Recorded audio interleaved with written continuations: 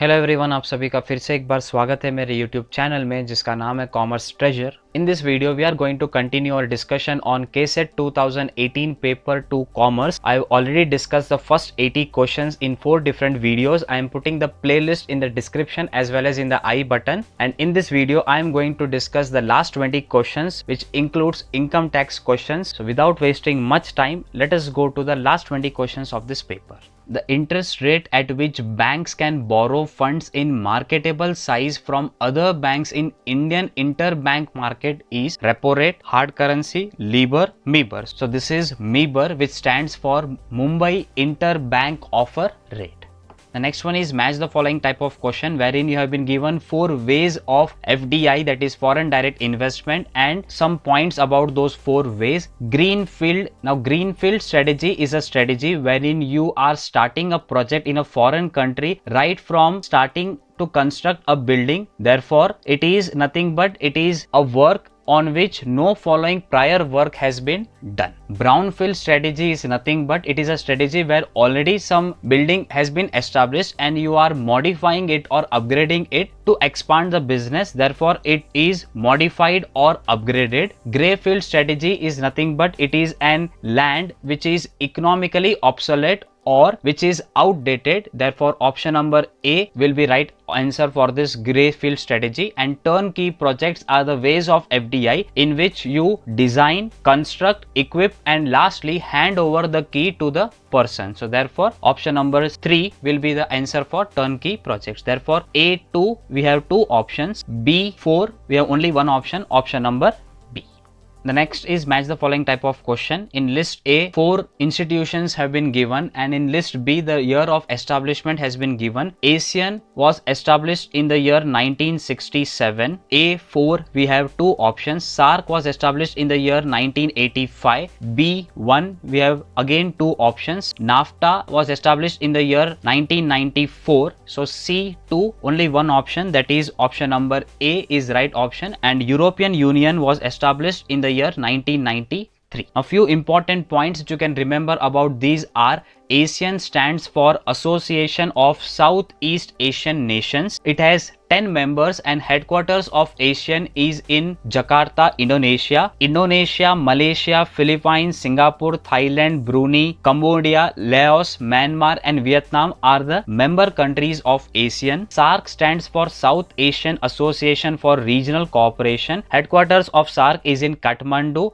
Nepal. And SAARC has 8 members, which has Afghanistan, Bangladesh, Bhutan, India, Maldives, Nepal, Pakistan and Sri Lanka. NAFTA stands for North American Free Trade Agreement and it has 3 countries, Canada, Mexico and US. And EU stands for European Union, headquarters of which is in Brussels, Belgium, and it has 27 members. If a currency rate is set by the market, it is known as forward exchange rate, fixed exchange rate, floating exchange rate, spot exchange rate. So whenever the exchange rate is set by the market demand and supply forces, it is called as floating exchange rate. Forward exchange rate is a rate in which the rate is going to be decided today but the delivery happens at a future date. Fixed exchange rate is a rate in which the rate is going to be decided by the central bank or the government and it does not fluctuate. And spot exchange rate is the rate which is there presently in the market and immediate transaction can be take place at that rate.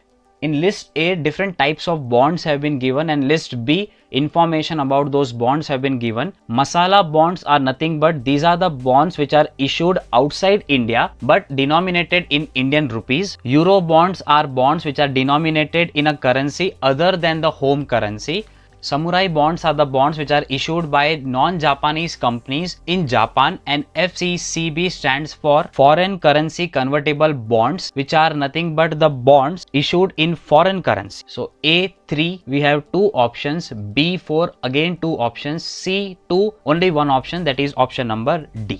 1 trillion is equal to 100 billions, 1000 millions, 1000 billions, 1000 lakhs. So 1 trillion is always equal to 1000 billions. 1 billion is equal to 1000 million and 1 million is equal to 10 lakhs. So you can remember these different measurement terms.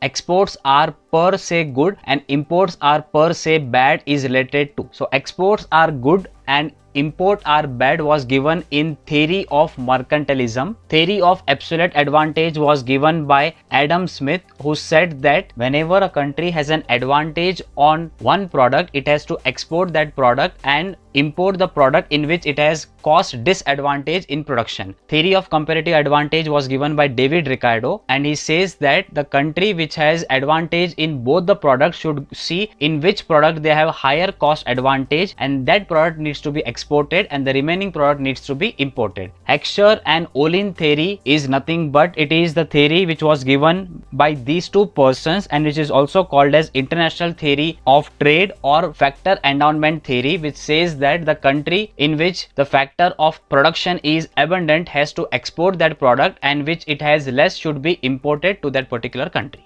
In India, rupees is fully convertible under capital account, fully convertible under current account, fully convertible under current account and partially convertible under capital account, fully convertible both under capital and current account. So in India, rupee is fully convertible under current account and partially convertible under capital account.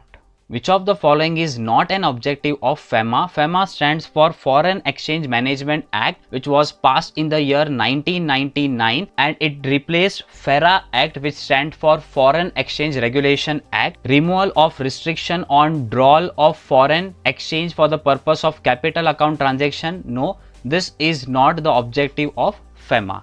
Orderly development and maintenance of foreign exchange market. This is an objective. Facilitating exports and import, this is also an objective. Making dealing in foreign exchange much more liberal, this is also an objective. So option number A is not an objective, which is the right answer.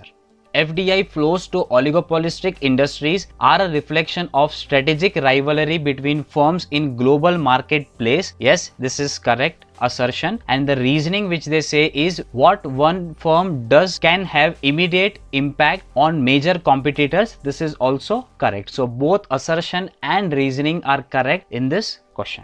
The next one is again assertion and reasoning type of question. Backward vertical FDI occurs when multinational enterprise enters a foreign country to produce intermediaries goods which are intended to use as inputs in the home country production process. Definitely this is correct. Backward integration is nothing but whenever you start investing in a country to produce the products which are input for the home country product, and reasoning which they give is availability of quality distributor is limited. No, this is not correct. So only assertion is correct, but reasoning is not correct in this question. So option number D will be the right answer for this question. If the basket of goods costs $200 in US and rupees 20,000 in India, the dollar rupee exchange rate should be $0.1 per rupee. This calculation is done based on competitive cost theory, no. Floating exchange rate, no. Fixed exchange rate, no. Purchasing power parity theory, yes. So PPP theory has two versions, absolute version and relative version. In absolute version, S0, that is spot exchange rate, is nothing but PH divided by PF, where PH refers to the home country and PF refers to the foreign country price levels. Therefore, in this case, $200 divided by rupees 20,000 is nothing but $0.01 for every rupee. Total income of an individual or a HUF for the purpose of determining tax liability includes agriculture income provided agriculture income exceeds rupees 5,000, 10,000, 15,000, 20,000. So option number A, 5,000 is the right answer. Agriculture income is only used here to compute the tax liability, but agriculture income is exempted in our country under section 10 subsection 1 of Income Tax Act. Profit of hotel business at Melbourne is taxable in case of resident assessee, non-ordinary resident assessee, non-resident assessee, both non-resident and non-ordinary resident. So right option is option number A, resident assessee, because here the amount is earned outside India and the business is also controlled from outside India. Therefore, only it is taxable in the hand of resident assessee. Which of the following is or are exempted from tax? Income of mutual fund set up by public sector bank, definitely it is exempted. Income of SARC fund, this is also exempted. So both A and B are exempted from income tax. The next question is match the following type of question. Public corporation is nothing but it is an artificial judicial person. Deemed assessee is nothing but it is an legal representative of an assessee. If the assessee is minor or cannot be taxed, then deemed assessee has to be taxed on his behalf. Assessee in default is a person who has not deducted tax at source, and district board is nothing but it is a local authority. So A2, we have only one option, which is option number D, which is the correct answer. Salary head of income does not include salary of a partner. Definitely correct. Profit and gains of business or profession head of income includes salary of a partner. This is also correct. So salary of a partner does not comes under head income from salary. It comes under the head income from business or profession. So option number A is correct. That is, both the statements are right.